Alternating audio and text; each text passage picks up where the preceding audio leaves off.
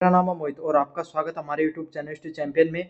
तो जैसा कि आप जानते हो, आपका जो पेपर होने वाला है रीतिकालीन काव्य का, कौन सा पेपर होगा आपके सामने? जो रीतिकालीन काव्य का आपके सामने जो पेपर होगा, उससे संबंधित आपके सामने जितने जो सह प्रसंग व्याख्या के प्रश्न आते हैं, कौन से आते हैं? सह प्रसंग व्याख्या के जो आपके सामने प्रश्न देखने को मिलते हैं, सह प्रसंग व्याख्या के, उन सभी प्रश्नों को आपको करवाने वाला हूं। जो जो महत्वपूर्ण आपके सामने वो अपन पढ़ेंगे इस क्लास में। अपन यूनिट फर्स्ट के बारे में पढ़ेंगे। सबसे पहले कौन सी यूनिट के बारे में? यूनिट नंबर फर्स्ट के जितने इंपॉर्टेंट पर्सन है सह प्रसंग व्याख्या के सारे करवाने वाला हूं। आपको क्या करना है भाई? वीडियो को पूरा देखना है। क्या करना है? वीडियो को पूरा देखना है। साथ के साथ चैनल को सब्सक्राइब कर देना है। क्या कर देना है? चैनल को सब्सक्राइब कर देना है। 30,000 सब्सक्राइबर में अभी भी अपन 800 सब्सक्राइबर कम है। कितने सब्सक्राइबर कम है? 800 सब्सक्राइबर अभी भी कम है। सभी बच्चे चैनल सब्सक्राइब कर दो। और ये जो पीडीएफ है, इसके सॉल्यूशन वाली पीडीएफ मैंने ऑलरेडी मेरे टेलीग्राम चैनल पे डाल रखी है। टेलीग्राम चैनल का लिंक डिस्क्रिप्शन में देखा, वहां से जाकर आप फ्री में पीडीएफ प्राप्त कर सकते हो। लेकिन मिलेगी उसी बच्चे को जिसने क्या कर रखा भाई? चैनल को सब्सक्राइब कर रखा। उसी बच्चे को आपके सामने टेलीग्राम पर जाते देखोगे तो पीडीएफ मिल जाएगी, वहां से जाकर देख लेना, है ना। लेकिन चैनल को सब्सक्राइब करके जाना, तभी मिलेगी आपको। साथ के साथ कोने में जो व्यू प्रोडक्ट वाला ऑप्शन है, कौन सा ऑप्शन है? व्यू प्रोडक्ट वाला ऑप्शन है। इस पे क्लिक करके अगर फ्लिपकार्ट और मित्रा से कोई प्रोडक्ट खरीदोगे, सबसे ज्यादा डिस्काउंट देखने को मिलेगा। तो जाओ और जाकर कोई प्रोडक्ट खरीदना चाहते हो तो खरीद सकते हो भाई। समझ में आ गया? चलिए, इसमें जो पर्सन है वो अपन मोस्टली जो पर्सन है वो आपके सामने दो ही जो कवि उनके द्वारा ले रहे हैं। एक तो आचार्य केशवदास। किसके द्वारा? आचार्य केशवदास हैं, उनके द्वारा जो प्रश्न पूछा गया है मोस्ट इंपोर्टेंट है। क्या है? मोस्ट इंपोर्टेंट टॉपिक है, यहां से प्रश्न लगभग आएगा। और अगला क्या आपके सामने? जो बिहारी लाल के द्वारा। किसके द्वारा? बिहारी लाल के द्वारा। बिहारी लाल के द्वारा जो सतसई लिखा गया वहां से, और केशव दास के द्वारा जो रामचंद्रिका लिखा गया वहां से। लगभग प्रश्न आपके सामने इन दोनों यूनिट से ही देखने को मिलते हैं। मोस्ट इंपोर्टेंट प्रश्न है, सारे के सारे एग्जाम में आपको हुबहू प्रश्न देखने को मिलेंगे। समझ में आ गया? चलिए, पहली पंक्ति आपके सामने जिसके बारे में अपन पढ़ेंगे, सरस्वती वंदना से आचार्य केशवदास है। आचार्य केशवदास है, उनके द्वारा जो सरस्वती वंदना है उसके अंदर से आपके सामने जो इंपॉर्टेंट पंक्तियां वो ली गई हैं। बानी जगरानी की उदारता बखिन जाए, ऐसी मति कहो धो उदार कौन को भई, देवता प्रसिद्ध सिद्ध ऋतु राजताप वर्द, कहीं कहीं हारे सब कहीं न केहू लई, भावी भूत वर्तमान जगत बखान, कोसो कहूं न बखानी कहूं पे गई, बरनत पति चारी सुख पूत बरनत पंचमुख नाती बरनत पष्ट मुख तदापि नहीं नहीं। तो ये आपके सामने जो चार लाइन है इनके बारे में अपन विस्तार से पढ़ेंगे। एक एक शब्द का कोशिश करूंगा कि आपको अर्थ भी बताऊं, साथ के साथ प्रसंग भी देखें। तो सबसे पहले अपन देखेंगे इनके प्रसंग के बारे में। किसके बारे में? प्रसंग के बारे में, क्योंकि सबसे जरूरी चीज आपके सामने प्रसंग ही होता है। प्रसंग की बात करें तो यह प्रस्तुत पंक्तियां आपके सामने जो रीतिकाल के जो प्रसिद्ध कवि हैं आचार्य केशवदास से ली गई है। किसके द्वारा ली गई है? आचार्य केशवदास के द्वारा। आचार्य केशवदास के द्वारा आपके सामने, आचार्य केशवदास के द्वारा लिखित महाकाव्य रामचंद्रिका से ली गई। किससे ली गई है? रामचंद्रिका से ली गई है। समझ में आ गया? रामचंद्रिका से आपके सामने ये जो आचार्य केशवदास के द्वारा अपन ने रामचंद्रिका जो लिखी है उनसे आपके सामने ली गई है, जिसके अंदर अपन ने क्या किया गया है? जो सरस्वती वंदना है, इन पंक्तियों के अंदर जो सरस्वती वंदना है उसकी बात की गई है। किसकी बात की गई है? जो सरस्वती वंदना है उनकी बात की गई है। सरस्वती वंदना में वो क्या कहते हैं? वो कहते हैं कि जो मां सरस्वती है उनकी आपके सामने क्या महिमा अनंत है। क्या है? उनकी जो महिमा है ना वो आपके सामने अनंत है। उनकी अनंत महिमा है। उनका आपके सामने स्वरूप भी अनंत है। क्या है? स्वरूप भी अनंत है। कवि कहते हैं कि आपके सामने उनकी उदारता ना, उनकी उदारता इतनी व्यापक इतनी बड़ी है कि युगों युगों तक उनका क्या किया जा सकता है? गुणगान भी किया जा सकता है। मतलब जो पिछला जमाना था तब भी आपके सामने क्या है? जो आपके सामने माता सरस्वती हैं उनका गुणगान किया जाता था, और अभी भी आपके सामने जो माता सरस्वती हैं उनका गुणगान है वो किया जाता है। समझ में आ गया आपको अच्छे से? तो किसकी बात की जा रही है? सरस्वती वंदना की इसमें बात की जा रही है। उनके द्वारा जो उनकी जो वंदना है उसकी बात कर रही है। समझ में आ गया? तो ये था सबसे पहले प्रसंग, जिसके बिंदु में आपको सब ये सब चीजें वो लिखनी है। चलिए अब लाइन टू लाइन देखेंगे। इसके अंदर पहला है बानी जगरानी की उदारता। क्या? बानी जगरानी की उदारता बखिन जाए, ऐसी मति कहूं धो उदार कौन को भई। समझ में आ गया? जगरानी का अर्थ क्या होता है आपके सामने? जगत की रानी। क्या होता है? जगत की रानी। जगत की रानी। है ना। तो इसमें क्या कहा है, वाणी मतलब वो माता सरस्वती, जगत की रानी कौन है भाई, माता सरस्वती है, उनकी उदारता बखिन जाए, मतलब हम उनकी जितनी उदारता, उदारता मतलब समझते हो ना, उदारता मतलब जो दूसरों पर परोपकार करते हैं, जो दूसरों की भलाई का काम करते हैं, दूसरों पर परोपकार करते हैं, उसका बखानी मतलब बखान किया जाए, क्या किया जाए, बखान किया जाए, उतना कम है। समझ में आ गया, वाणी जगरानी की उदारता बखिन जाए, कि जो जगत की रानी माता सरस्वती है उनकी उदारता की जितना बखान किया जाए उतना कम है। समझ में आ गया। सब ऐसी मति काहू धो उदार कौन को भाई, ऐसी मति, मति मतलब क्या होता है, बुद्धि, मति का अर्थ क्या होता है आपके सामने, जो ये सब लिखा गया मति, उसका अर्थ क्या होता है आपके सामने, बुद्धि भाई, क्या होता है, बुद्धि अर्थ होता है। ऐसी मति कौन को धो, ऐसी मति मतलब ऐसी बुद्धि, कहो किसकी है ऐसी बुद्धि, जो उदार कौन को भाई, जो आपके सामने इतनी जो माता सरस्वती है उनके जो उदारता मतलब उनकी जो भलाइया परोपकार करने का जो व्यवहार है वो इतना जो आपके सामने उनके गुणों की गुणगान कर सके। समझ में आ गया। अब एक एक इसका लाइन क्या पूरा अर्थ क्या है, वाणी जगरानी की उदारता बखिन जाए, आपके सामने जो माता सरस्वती है ना उसका बखान करना सामान्य बुद्धि से परे है, क्या है, सामान्य बुद्धि से परे है। ऐसी इस दुनिया में कोई व्यक्ति नहीं है जो माता सरस्वती की उदारता की क्या है, गुणों को पूर्ण रूप से बता पाए। समझ में आ गया ना, मति शब्द का प्रयोग किया गया है यहाँ पे।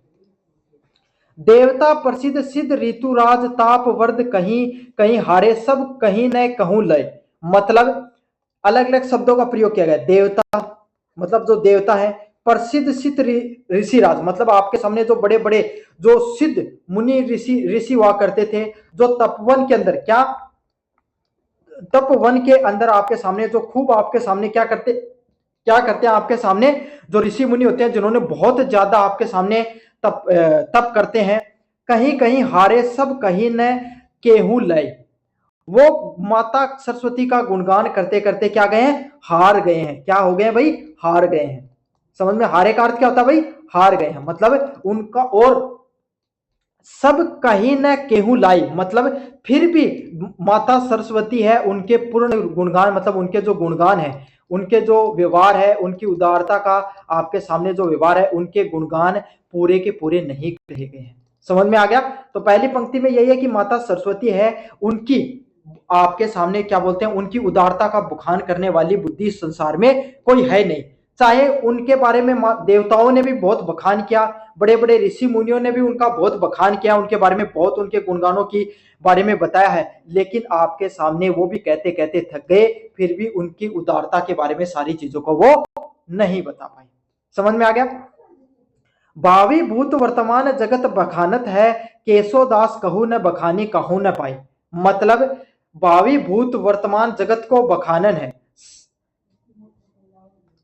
क्या करें, भावी भूत वर्तमान, भावी मतलब भविष्य, भावी का अर्थ क्या होता है, भविष्य, आने वाला जो समय होता है उसको क्या कहते हैं, भावी के नाम से जाना जाता है, भविष्य हो गया।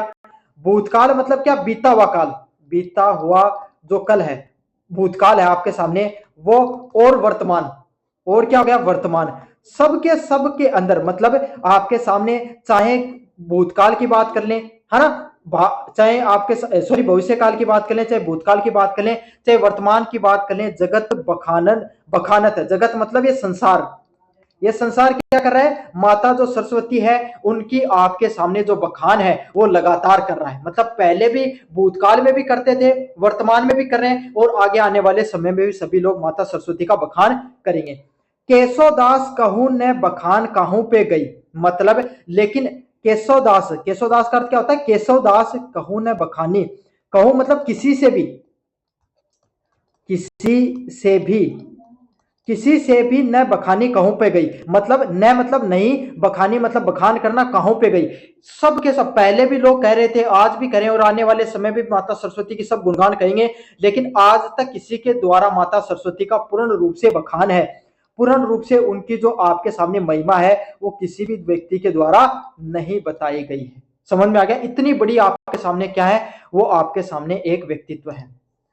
वर्णतपति चारी मुख, समझ में आ गया, पूत वर्णत पंचमुख, नाती वर्णत सट मुख तदापि नहीं नहीं, क्या कहते हैं, वर्णत पति चार मुख, वर्णत मतलब आपके सामने माता जो सरस्वती हैं उनके जो पति हैं ब्रह्मा, कौन है भाई? ब्रह्मा। कौन है माता सरस्वती के जो आपके सामने पति हैं वो कौन है? ब्रह्मा है। समझ में आ गया जी? ब्रह्मा जी चारी मुख, चारी मतलब क्या होता है? चार। चारी का अर्थ क्या है? चार। उनके क्या है? चार मुख हैं। तो ब्रह्मा जी के आपने आप कभी भी अगर ब्रह्मा जी का चित्र देखा तो उसमें देखा होगा कि वो कमल पे बैठे हुए हैं और उनके चार मुख हैं, है ना? तो यही बताई गई है, वर्णत पति चार मुख, माता सरस्वती के चार मुख हैं, उनके पति ब्रह्मा जी के चार मुख हैं और वो भी लगातार क्या कर रहे हैं? उनका गुणगान कर रहे हैं। पूत वर्णत पंचमुख, और उनके जो पूत, पूत का अर्थ क्या होता है? पुत्र। पूत का पूत बोलते हैं ना अपन ऐसे, तो पूत का अर्थ क्या होता है? पुत्र। उनके पुत्र वर्णत, वर्णत मतलब आपके सामने उनके जो पुत्र हैं, कौन है? आपके सामने जो शिव जी हैं। माता सरस्वती के पुत्र किसको माना जाता है? शिव जी को माना जाता है। उनके पांच मुख है। कितने मुख है भाई? पंचमुख। मतलब उनके कितने मुख हैं? पांच मुख है उनके। नाती बनत सट मुख तदापि नई नई, और उनके जो पुत्र, उनके नाती मतलब कौन होते हैं? जो पुत्र, मतलब उनके जो पोते हैं कार्तिकेय, उनके सट मुख, सट मुख मतलब क्या है? छह मुंह है। कितने मुख है आपके सामने? छह मुख हैं। वो भी आपके सामने वर्णन करते करते आपके सामने क्या है? आपके सामने लगातार वो वर्णन करते जा रहे हैं, लेकिन आपके सामने उनकी जो महिमा है वो पूरी नहीं हो रही है। तदापि नई नई, तदापि नई नई का अर्थ क्या है? कि हर बार जितनी बार बखान करो उतनी बार आपको हर बार उनका नया स्वरूप देखने को मिलता है। तो यह सरस्वती वंदना है, जिसका अर्थ यही है कि भाई माता सरस्वती का जो स्वरूप है वो कितना विराट है, उनके बारे में आपको क्या बताया गया? विस्तार से सभी चीजों को बताया गया है। समझ में आ गया आपको? पहले वाले बिंदु में यही कहा गया है कि भाई बानी बखानी उदारता बखीन जाए ऐसी मति काऊ को, मतलब जो माता सरस्वती है उनकी उदारता के बारे में अगर कोई व्यक्ति बता दे, ऐसी बुद्धि किसी में नहीं है। मति मतलब ऐसी बुद्धि कोई में नहीं है। देव, चाहे देवता हो गए, चाहे प्रसिद्ध जो सिद्ध हो गए, ऋषि मुनि हो गए, सब ने उनकी क्या है? उनकी गुणगान है, उनकी महिमा गाई है। कहते कहते थक गए हैं, लेकिन उनकी महिमा अभी तक कोई पूर्ण रूप से नहीं बता पाया है। लोग पहले भी कहते थे, है ना, भूतकाल में भी, आज के समय वर्तमान काल में भी कह रहे हैं, भविष्य काल में भी उनका बखान करेंगे। केशव दास कह रहे हैं, लेकिन फिर भी उनकी पूरी की पूरी जो बखान है, उनका पूरी महिमा फिर भी वो लोग नहीं बता पाएंगे।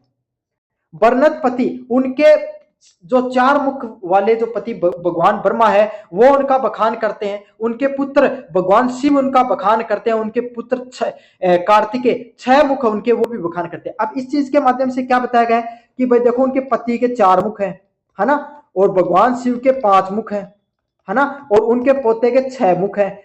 सभी लोग अपने सारे मुखों से क्या कर रहे हैं? उनका बखान कर रहे हैं, लेकिन फिर भी आपके सामने क्या है कि वो जब भी उनका बखान करते हो तब आपको कोई ना कोई नया स्वरूप देखने को मिलता है। समझ में आ गया? तो उनका जो महिमा है क्या है? उनकी जो रामचंद्रिका मंगलाचरण में माता जो सरस्वती, उनके ज्ञान की देवी की अनंत महिमा के बारे में बताया गया है। समझ में आ गया? चलिए, इसमें कुछ, अब ये तो आपके सामने जो प्रसंग बता दिया मैंने पूरे के पूरे, लेकिन अब इनके जो आपके सामने विशेषताएं, काव्यगत विशेषताओं की बात करें तो इसमें अनुप्रास, अनुप्रास अलंकार का प्रयोग किया गया है। कौन से अलंकार का प्रयोग किया गया है यहाँ पर? अनुप्रास अलंकार का। कहां पर आपके सामने? चलो मैं यहीं से बता देता हूं आपको, इसी जो पढ़ के यहाँ पर आपके सामने कहीं कहीं, कहीं कहीं देखो कहां रहा आपने, आपके सामने कहीं कहीं देखो, ये कहीं कहीं शब्द है। यहाँ पे आपके सामने क्या है? दो बार कहीं कहीं का कह का प्रयोग हुआ है, तो अनुप्रास अलंकार है। कौन सा अलंकार है भाई? अनुप्रास अलंकार देखने को मिल रहा है। समझ में आ गया? नई नई आपके सामने देखो, ये रहा नई नई, है ना, दो दो शब्दों का आपके सामने प्रयोग हो रहा है। तो आपके सामने यहाँ पर क्या है? पुनरुक्ति प्रकाश अलंकार देखने को मिल रहा है, मतलब बार बार चीजों का प्रयोग हो रहा है। समझ में आ गया? अगले वाले की बात करें, यहां पर ब्रज भाषा का प्रयोग किया गया है। कौन सी भाषा का प्रयोग हुआ भाई? ब्रज भाषा का प्रयोग किया गया है। कौन सी भाषा का प्रयोग किया गया है? ब्रज भाषा का प्रयोग किया गया है। छंद कैसा है? मन हरण, मतलब मन को हरने वाला क्या है? मन हरण कवित, मतलब मन को हरने वाला छंद है, उसका प्रयोग किया गया है। तो आपको ये याद रख लो, ब्रज भाषा का प्रयोग है, मन हरण कवित का प्रयोग किया गया है, और आपके सामने नई नई, और आपके सामने कई कई में पुनरुक्ति प्रकाश अलंकार का प्रयोग किया गया है, और कई कई में अनुप्रास अलंकार भी देखने को मिलता है। समझ में आ गया आपको अच्छे से? चलिए, मैंने प्रसंग भी बता दिया आपको, सारी चीजें आपके बारे में विस्तार से मैंने बता दी है। ऐसा डिटेल में आपको वीडियो कहीं नहीं मिलेगा, लेकिन अगर अभी तक चैनल को सब्सक्राइब नहीं किया तो कर दो भाई, सभी बच्चों से मेरा रिक्वेस्ट है। चलिए अगले वाले की तरफ अगर अपन आगे बढ़े, अब अपन आगे बढ़ेंगे आपके सामने श्री राम स्तुति पर। आचार्य केशवदास के द्वारा श्री राम स्तुति लिखी गई है, श्री राम स्तुति, इसके बारे में पढ़ेंगे पूरा का पूरा आपके सामने। पुराण पुरुष पुराण परी परी से लेकर नाम देही मुक्ति तक एक एक शब्दों का अर्थ बताऊंगा, लेकिन इससे पहले अपन प्रसंग देख लेते हैं। क्या देख लेते हैं भाई? प्रसंग को अपन देख लेते हैं, इसको देख लेते हैं, प्रसंग को देख लेते हैं। प्रसंग की बात करूं आपके सामने, ये प्रस्तुत पंक्तियां आपके सामने किसके द्वारा ली गई हैं? केशवदास के द्वारा रचित, केशवदास के द्वारा रचित आपके सामने रामचंद्रिका से ली गई है। कहां से ली गई है? रामचंद्रिका से आपके सामने ली गई है। समझ में आ गया? केशवदास के द्वारा जो रामचंद्रिका लिखा गया है वहां से ली गई है। उसमें मंगलाचरण, उसमें भी एक बिंदु है मंगलाचरण आपके सामने, मंगलाचरण से आपके सामने ये प्रमुख बिंदु है वो लिए गए हैं। तो प्रस्तुत कैसे लिखना आपको? रीति काल के सबसे प्रसिद्ध कवि केशवदास के द्वारा रचित रामचंद्रिका में मंगलाचरण से प्रस्तुत पंक्तियां वो ली गई हैं।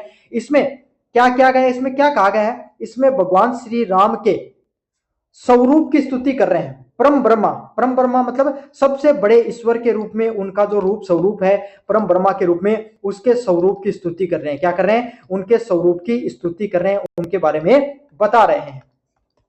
कवि कहते हैं कि ना आपके सामने जो भगवान राम है, क्या है? भगवान राम सिर्फ राजा ही नहीं है। क्या नहीं है? भगवान राम सिर्फ राजा ही नहीं है, बल्कि क्या परम तत्व, मतलब सबसे बड़े तत्व है, सबसे बड़े ईश्वर है। उनको जानने के लिए बड़े बड़े ऋषि मुनि है। क्या है? बड़े बड़े आपके सामने जो ऋषि मुनि हैं उन्होंने क्या क्या तप किया है और वेदों को लगातार पढ़ रहे हैं। क्या कर रहे हैं? वेद पुराणों को लगातार पढ़ रहे हैं। समझ में आ गया? तो आपको क्या बताने, एक बार फिर से बता रहा हूं मैं आपको कि प्रस्तुत पंक्तियां हमारे जो प्रसिद्ध रीतिकाल के प्रसिद्ध कवि केशवदास के द्वारा रचित रामचंद्रिका से ली गई है, जिसके अंदर मंगलाचरण में उनकी आपके सामने रूप स्वरूप के बारे में बताया गया है कि वो परम ब्रह्मा के समान है। वो एक सिर्फ राजा ही नहीं है बल्कि परम तत्व हैं, जिनके बारे में बड़े बड़े ऋषि मुनि भी क्या कर रहे हैं? निरंतर अध्ययन कर रहे हैं, निरंतर उनको जानने का प्रयास कर रहे हैं। समझ में आ गया आपको अच्छे से? चलिए भाई अब पढ़ेंगे एक एक बिंदु को और एक एक लाइन को विस्तार से समझाऊंगा, एक एक बिंदु को विस्तार से समझाऊंगा। पहला पॉइंट है, अगले वाले बिंदु की बात करें, पूर्ण पुराण और पुरुष पुराण। देखो दो शब्दों का प्रयोग किया गया, दोनों के अर्थ के बारे में आपको जानना बहुत जरूरी है। पहला बिंदु है पूर्ण पुराण। पूर्ण पुराण, पूर्ण पुराण का अर्थ क्या आपके सामने? पूर्ण पुराण का अर्थ आपके सामने 18 पुराण, जो पहले के समय आपके सामने क्या है? पुराण है। वो कितने हैं? 18 पुराण है। कितने पुराण है भाई? 18 है पुराण देखने को मिलते हैं। उन 18 पुराणों के बारे में बताया गया है। पुरुष पुराण, पुरुष पुराण कौन आपके सामने? पुरुष पुराण कौन आपके सामने? आदि पुरुष। आदि पुरुष या आपके सामने जो प्राचीन पुरुष जो कौन है? परम परम ब्रह्मा। कौन सा? परम ब्रह्मा। जो ब्रह्मा जी उनका जो पुराना स्वरूप हुआ करता है उसको पुरुष पुराण के नाम से जाना जाता है। तो दोनों शब्दों को आपको जानना जरूरी है और इन दोनों शब्दों के बारे में अच्छे से बता के आना। तो 18 पुराण और परम ब्रह्मा परिपूर्ण बतावे न बतावे और उक्ति को, बतावे बतावे से इस लाइन से आपको इसका पूरा अर्थ निकल के आएगा। इसका क्या है कि पूर्ण पुराण मतलब परम ब्रह्मा और साक्षात आपके सामने जो 18 पुराण और साक्षात परम ब्रह्मा है वो क्या बता रहे हैं? बतावे बतावे का क्या बता रहे हैं? क्या कि जो भगवान श्री राम है, क्या है? भगवान श्री राम है वो क्या है? परिपूर्ण है। परिपूर्ण क्या है? ऐसे पुरुष हैं जिनके बारे में आपके सामने क्या, उनके समान कोई भी व्यक्ति नहीं है। समझ में आ गया? उनके बराबर कोई भी व्यक्ति नहीं, एकदम पूर्ण व्यक्तित्व है उनका। व्यक्तित्व कैसा है? पूर्ण व्यक्तित्व है उनका। समझ में आ गया? दर्शन देत जिन्हें दर्शन सुजत नाही। समझ में आ गया आपके सामने? नेति नेति कहे वेद छुड़ावे जुगत को। क्या कह रहे हैं आपके सामने? जो दर्शन है, यहाँ पे दर्शन कौन से वाला दर्शन क्या बात क्या गया है? जो 6 दर्शन है जो हमारे वैदिक संस्कृति उसमें 6 दर्शन होते हैं, सांख्य योग न्याय जैसे आपके सामने जो 6 दर्शन है वो भी उनको पूर्ण रूप से नहीं समझ पा रहे हैं। देते जिन्हें दर्शन सुजमत नाही, मतलब जो 6 दर्शन है ना वो भी देते मतलब देना। जिन्हें दर्शन, दर्शन मतलब क्या हो गया? उनके बारे में समझाना। दर्शन मतलब अब कोई भी व्यक्ति का दर्शन समझते हो ना तुम? एक तो दर्शन होता है किसी व्यक्ति को देखना, दूसरा दर्शन क्या होता है? उसके व्यक्तित्व के बारे में समझ। तो यहाँ व्यक्तित्व की समझ की बात की जा रही है। सुजातत नहीं मतलब जो आपने जो पूरे 6 दर्शन है ना, हमारे वैदिक संस्कृति के अंदर 6 दर्शन है। दर्शन का अर्थ क्या होता है? 6 किताबें हैं। जिसमें सांख्य या योग न्याय की सबकी बात की गई है, वो भी भगवान श्री राम के जो दर्शन है, रूप स्वरूप है, उनको, उनका जो व्यक्तित्व है उसके बारे में पूर्ण रूप से नहीं समझा पाते हैं। क्या नहीं कर पाते हैं? समुजत समुजत मतलब नहीं, पूर्ण रूप से नहीं समझा पाते हैं। नेति नेति कहे वेद छोड़ी जुगत को।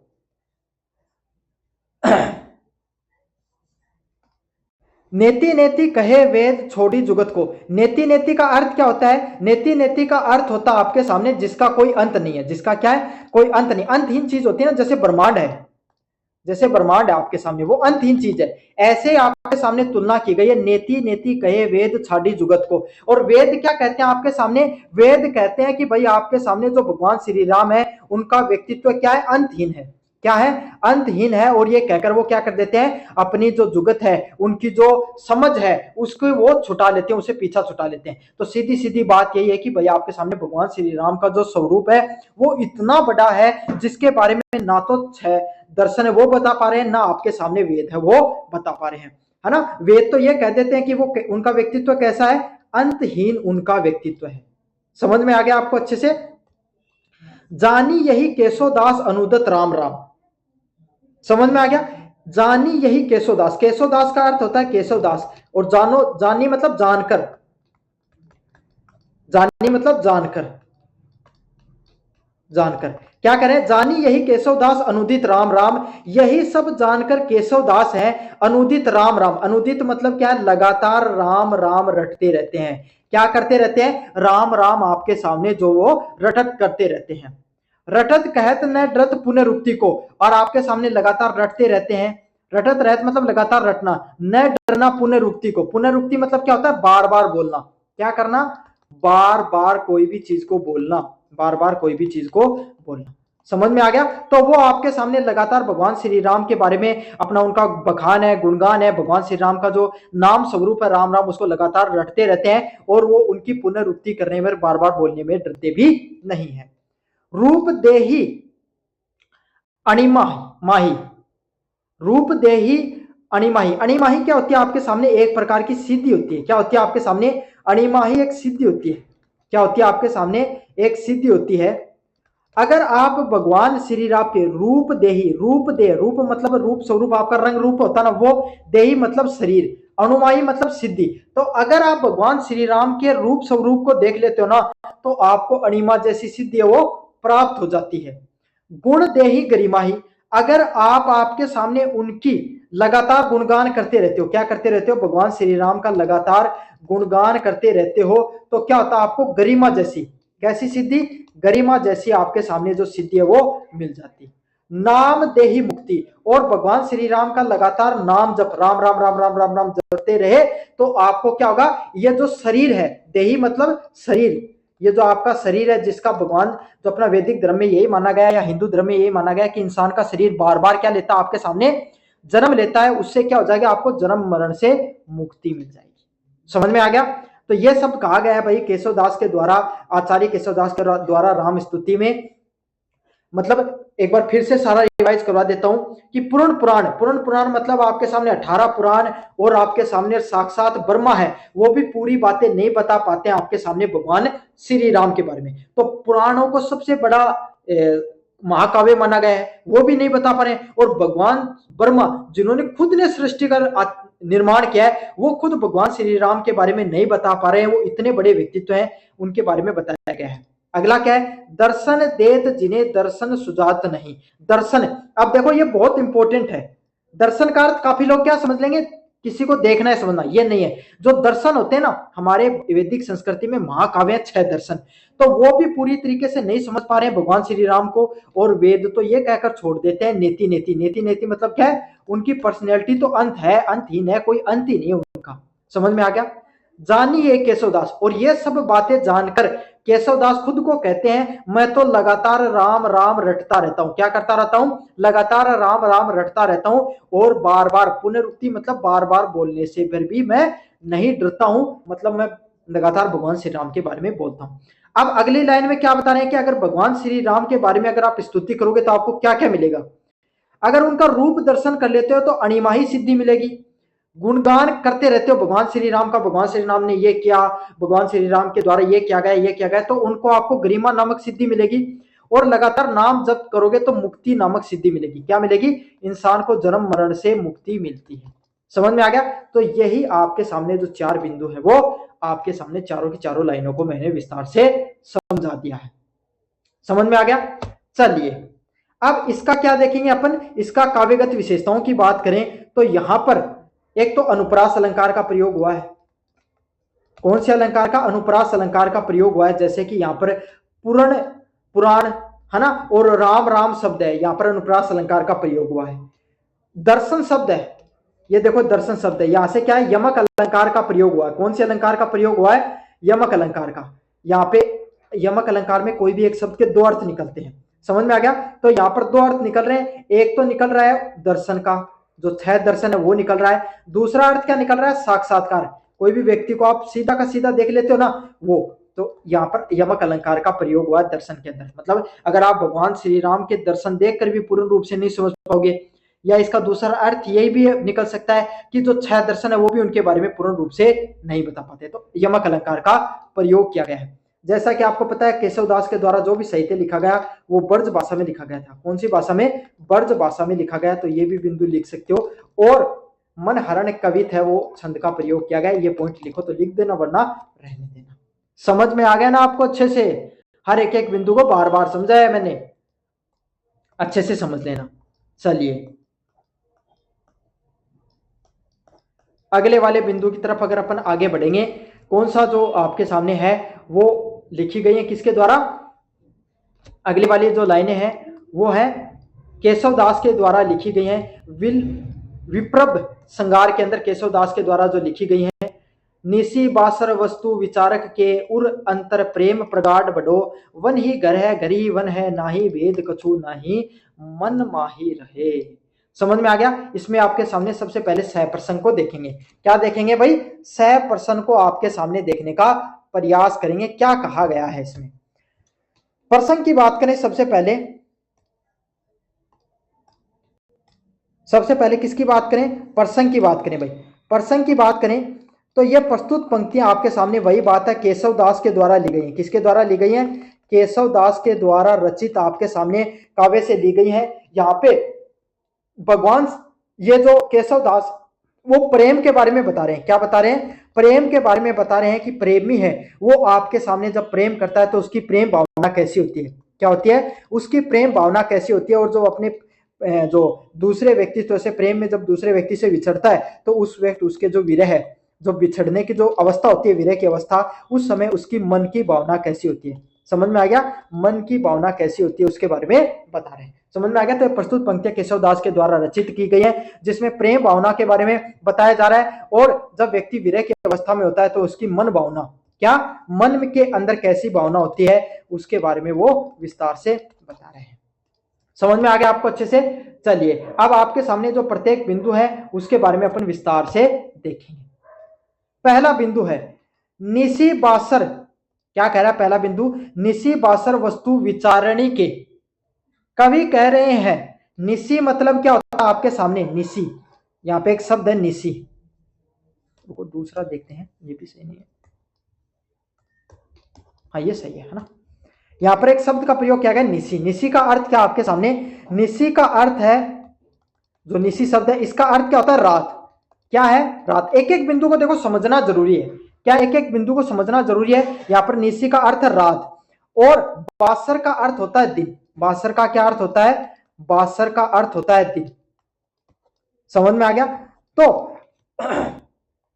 निसी बासर वस्तु विचारण के, विचार ही के मतलब दिन और रात। वस्तु मतलब वस्तु क्या? अपने प्रिय। यहां पर प्रेम की बात करिए तो किसी के बारे में सोचेगा? प्रिय के बारे में। उसके जो प्रिय होता है विचार के, विचारी मतलब उसके बारे में विचार करता रहता है। क्या करता रहता है? विचार करता रहता है। क्या करता रहता है? विचार करता रहता है। भाई कोई भी प्रेमी है ना वो निसी बासर, निसी बासर मतलब क्या? दिन रात अपने प्रिय है उसके बारे में सोच विचार करता रहता है। क्या करता रहता है भाई? सोच विचार करता रहता है। समझ में आ गया आपको अच्छे से? उर अंतर प्रेम प्रगाढ़ बटे। समझ में आ गया? उर अंतर प्रेम प्रगाढ़। प्रगाढ़ मतलब क्या होता है? गहरा। और तो कोई शब्द ऐसा है नहीं जो आपको पता नहीं हो। प्रगाढ़ मतलब क्या होता है, गहरा बढ़े। और इसमें यही आपके सामने जो लगातार सोच विचार होता है, उसी के अंदर उसका जो प्रेम है, उसका जो क्या है, प्रेम है, वो लगातार गहरा होता जाता है। प्रगाढ़ मतलब क्या होता है, गहरा होता चला जाता है। क्या होता चला जाता है भाई, गहरा होता चला जाता है। समझ में आ गया। तो यही पहली पंक्ति में यही कहा गया है कि एक प्रेमी होता है वो अपने प्रिय के बारे में लगातार दिन रात सोचता रहता है, और इसी के वजह से, समझ में आ गया, इसी विचार के अंदर, लगातार विचार करने के अंदर उसका जो प्रेम है वो और ज्यादा प्रगाढ़ मतलब गहरा होता चला जाता है। वन ही घर है, घर ही वन है। समझ में आ गया। मतलब इसमें क्या बताया गया कि कोई प्रेमी होता है, उसकी मनोस्थिति ऐसी होती है कि उसको जीवन के बारे में, बाहरी संसार क्या है, जो बाहर जीवन में क्या चल रहा है उसके बारे में उसको पता नहीं चलता है। उसी विचारों में वो सदा खोया रहता है। उसमें क्या होता है, वन ही घर है। ये क्या कहा गया है उसके लिए, वन, वन मतलब क्या होता है, जंगल। भाई उसको लगता है कि जंगल में जाएगा तब लगेगा कि ये मेरा घर है, और घर में आएगा तो उसको लगेगा कि ये जंगल है। मतलब वो समझ नहीं पा रहा है, मनोस्थिति है, उलझन की स्थिति है, वो समझ नहीं पा रहा है कि कौन सा घर है कौन सा वन है। लगातार सोच विचारों में जब कोई व्यक्ति खोया रहता है ना, तो उसको पता नहीं रहता है कि आपके सामने क्या है, कि कौन सी चीज आपके सामने क्या है, वन क्या है, घर क्या, दोनों के बारे में भेद नहीं कर पाता है। अगले वाला बिंदु, ना ही भेद कछु मन माही रहे। मतलब ना ही भेद, भेद मतलब अंतर, कछु मन माही, उसके मन में कोई भी किसी भी प्रकार का भेद वो नहीं कर पाता है कि कौन सा वन है और कौन सा। समझ में आ गया। तो ये प्रस्तुत पंक्तियां, इसमें कोई भी प्रेमी है उसकी मनोस्थिति के बारे में बताया गया है कि जब कोई व्यक्ति प्रेम अवस्था में होता है तो वो कैसे सोच विचार करता रहता है, लगातार अपनी सोचने की स्थिति में बना रहता है, जहां पर आपके सामने क्या है, वो दिन रात अपनी प्रिय के बारे में सोचता रहता है। इससे उसका क्या होता है, प्रेम और ज्यादा गहरा होता चला जाता है, जिससे उसको अपना वन है ना, जो जंगल है, वो घर लगता है और घर ही जंगल लगता है। वो कुछ भेद नहीं कर पाता है कि कौन सा घर है और कौन सा आपके सामने क्या है, वन है। समझ में आ गया। चलिए, ये तो था आपके सामने पूरी की पूरी सह प्रसंग व्याख्याएं। अब इसके अंदर आपके सामने काव्यगत विशेषताएं क्या है, इसके बारे में भी अपन देख लेंगे। काव्यगत अगर देखते हैं, नीचे अगर लिखा गया तो कुछ नहीं लिखा गया है, चलिए अपन ही देख लेते हैं, यहां पर ही दिखा दूंगा मैं आपको। देखो, श्रृंगार रस का प्रयोग किया गया। पहली बात है, प्रेम की जहां पर बात होती है ना, वहां पर श्रृंगार रस का यूज होता है। कौन से रस का, श्रृंगार रस का। तो पहला बिंदु तो यही, आपको श्रृंगार रस का इसमें प्रयोग किया गया है। साथ में कोई उसका जो प्रिय है, क्या है उसका जो प्रिय है, उसकी मनोस्थिति, मनोस्थिति भाई उसकी कैसे मानसिक स्थिति कैसी है, मनोस्थिति के बारे में, मेंटल स्टेट के बारे में बताया गया है। यहाँ पर विरोधाभास अलंकार का प्रयोग हुआ है। कौन सा अलंकार का, विरोधाभास अलंकार, विरोधाभास अलंकार का भी प्रयोग हुआ। कैसे, क्योंकि वन को घर समझ सकता है। भाई कोई आदमी वन को घर कैसे समझ सकता है, समझ में आ गया ना, वो घर को वन समझ सकता है। इस वजह से विरोधाभास अलंकार को प्रयोग किया गया। और ब्रज भाषा भी आपके सामने केशवदास के द्वारा लिखी जाती है, तो इसका भी लिख देना कि ब्रज भाषा का भी प्रयोग हुआ है। समझ में आ गया। ये थे प्रमुख आपके सामने जो अगली। चलिए, अगले वाला बिहारी लाल के द्वारा संयोग श्रृंगार से संबंधित आपके सामने जो है वो लिखी गई है, उसके बारे में अपन देखेंगे भाई क्या है इसके अंदर। संयोग श्रृंगार में क्या लिखा गया है, कहत नटत रिजत खिजत मिलत खिलत लजियात भरे भोन में करत है नैनन ही सब बात। समझ में आ गया। तो ये चार पंक्तियां हैं, इसके बारे में अपन विस्तार से देखेंगे, लेकिन इससे देखने से पहले अपन देखेंगे भाई प्रसंग को। क्या देखेंगे भाई, सबसे पहले देखेंगे अपन प्रसंग को, कौन सा प्रसंग का प्रयोग किया गया है, कौन से प्रसंग का प्रयोग किया गया है। यह प्रस्तुत दोहा है वो आपके सामने जो उनकी जो करती है, क्या है, जो करती है सतसई से लिया गया है। ये प्रस्तुत दोहा है वो आपके सामने बिहारी लाल के द्वारा, ये प्रस्तुत दोहे हैं आपके सामने, वो बिहारी लाल के द्वारा लिखा गया है। किसके द्वारा लिखा गया है, बिहारी लाल के द्वारा। उनकी जो आपके सामने प्रसिद्ध करती है सतसई, किससे, सतसई से लिया गया है, जिसमें वो क्या है, नायक नायिका के मधुर प्रेम के बारे में बात करता है। किसके बारे में बात कर रहा है, जो नायक और नायिका है, जो नायक और नायिका के बीच में आपके सामने कैसे जो मधुर प्रेम है, वो मधुर प्रेम है वो फैल रहा है, उसके बारे में बात कर रहा है। समझ में आ गया। कैसे जब आपके सामने दो प्रेमी, जब प्रेमी और प्रेमिका एक दूसरे को देखते हैं तो अपनी कैसे शारीरिक गतिविधियां करते हैं, उसके बारे में आपको बताया गया। समझ में आ गया। तो प्रसंग में क्या लिखना है, प्रस्तुत पंक्तियां बिहारी लाल के द्वारा करती सतसई से लिया गया, जिसमें आपके सामने जो एक प्रेमी और प्रेमिका है, और प्रेमिका जो आपस में मिलते हैं तो कैसी अपने जो शारीरिक गतिविधियां करते हैं उसके बारे में यहाँ पर बताया गया। समझ में आ गया। ये था प्रसंग। अब इसमें कौन कौन सी आपके सामने जो करते हैं उसके बारे में बताएंगे, और अगर और भी ज्यादा लिखना चाहो तो ये भी लिख सकते हो कि दोनों है ना भाई, प्रेमी और प्रेमिका दोनों क्या है, एक भवन में बैठे हैं, क्या है, दोनों एक भवन में बैठे हुए हैं और एक दूसरे की तरफ क्या करें, आंखों ही आंखों में इशारा कर रहे हैं, क्या कर रहे हैं, आंखों ही आंखों में क्या कर रहे हैं, आपके सामने इशारा कर रहे हैं, बातचीत कर रहे हैं। और इसी बातचीत को बिहारी लाल के द्वारा दिखाया गया है। क्या किया गया है, बिहारी लाल के द्वारा इन्हीं बातों को दिखाया गया है। समझ में आ गया, एक एक शब्द को समझना जरूरी है। क्या है, कहत मतलब कहना, कहत मतलब कहना, नटत मतलब नटना, एक एक शब्द को समझ लेना भाई, समझ में आ गया। नटत मतलब नटना, रिजत मतलब क्या होता, रूठना, देखो मैं रूठना, है ना। खिजत मतलब क्या होता, आपके सामने क्रोधित होना, क्या होना, क्रोधित होना। एक एक शब्द को समझो भाई। कहना, अब प्रिय है ना, प्रिय अपना जो प्रिय होता है वो आपके सामने क्या कर रहा है, आपके सामने जो एक प्रिय है वो अपने प्रेमिका से आपके सामने कोई बात कह रहा है ना, तो वो क्या कर देती है, उसको नट देती है। इसी बात पे वो थोड़ा क्या हो जाता है, रूठ जाता है।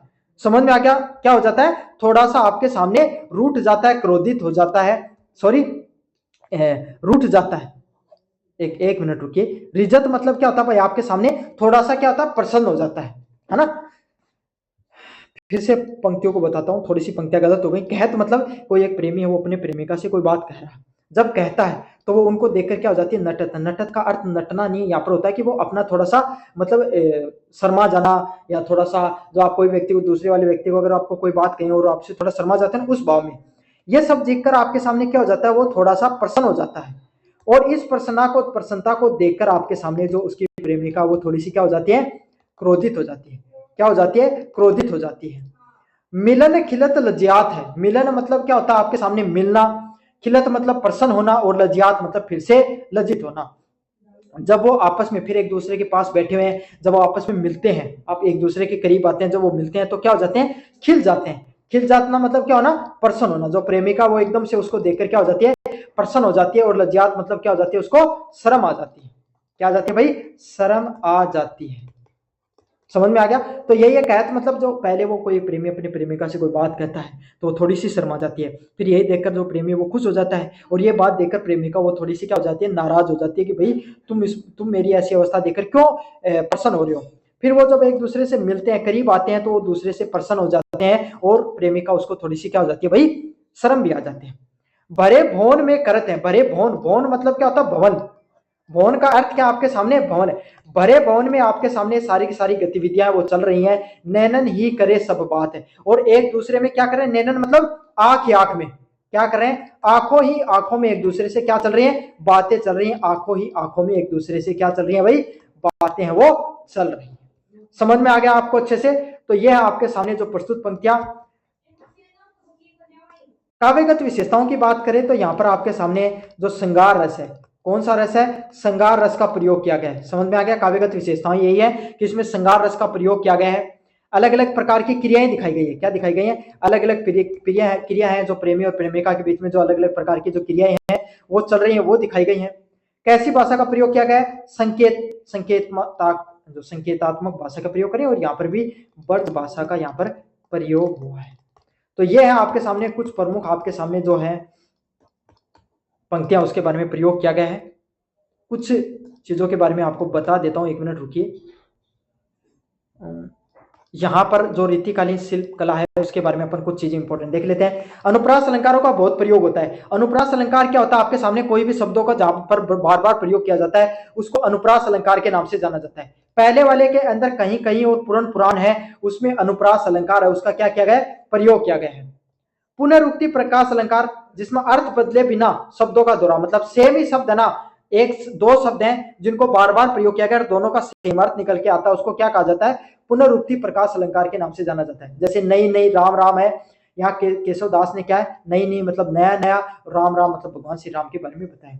विरोधाभास में क्या है, एक विपरीत स्थितियां होना, मतलब ऐसी चीजें होना जो विपरीत, आग को पानी और पानी को आग कह दिया, दोनों सेम थोड़ी हो सकते हैं, अलग अलग हो सकते हैं। ऐसे वन ही घर है, घर ही वन है, मतलब कभी क्या जंगल को कभी किसी का घर हो सकता है क्या, या कभी घर जंगल नहीं हो सकता। तो ये विरोधाभास अलंकार है। यमक क्या है, दो शब्दों के अलग अलग अर्थ निकले, वहां पर यमक अलंकार होता है। जैसे दर्शन, छह शास्त्र, और दर्शन का अर्थ क्या होता है, प्रभु का साक्षात्कार भी होना। समझ में आ गया। इसके अलावा अगर कुछ अन्य बिंदुओं की बात करें, केशवदास और बिहारी का काव्य केवल शब्दों का खेल नहीं बल्कि वेदों, दर्शन व भक्ति का मनोवैज्ञानिक अद्भुत समन्वय भी देखने को मिलता है। क्या है, केशवदास और बयारी है, उनका जो काव्य है ना, उसके अंदर सिर्फ शब्दों का प्रयोग नहीं करते हैं, बल्कि वेदों की बात कर रहे हैं, दर्शन की बात कर रहे हैं, भक्ति और मानव मनोविज्ञान है, उन सब चीजों की बात कर रहे हैं। मतलब हर एक एक बिंदु को उन्होंने अपनी तरफ से कवर किया है। जहां केशवदास ब्रह्मांडीय महिमा, सरस्वती व भगवान राम के बारे में बात कर रहे हैं, वहीं आपके सामने बिहारी लाल एक छोटे से दोहे से संपूर्ण प्रेम कथा के बारे में बता रहे हैं। क्या कर रहे हैं, संपूर्ण प्रेम कथा के बारे में बता रहे हैं। ब्रज भाषा का प्रयोग किया गया है, जहां पे सरल और ब्रज भाषा है। ब्रज भाषा भाई श्रृंगार रस की सबसे ज्यादा, अगर श्रृंगार रस में कोई साहित्य लिखा गया है वो कौन सी भाषा में, ब्रज भाषा। मीठी भाषा है भाई ब्रज भाषा, इसीलिए इसका प्रयोग किया जाता है। तो यह आपकी जो यूनिट नंबर फर्स्ट है रीतिकालीन काव्य की, उसमें जो मोस्ट इंपोर्टेंट आपके सामने सह प्रसंग व्याख्या है। क्या है, सह प्रसंग व्याख्या है, उसके बारे में मैंने आपको बता दिया है। क्या क्या है, सह प्रसंग व्याख्याओं के बारे में बता दिया है। अच्छे से पढ़ लेना, चैनल को सब्सक्राइब कर देना। धन्यवाद।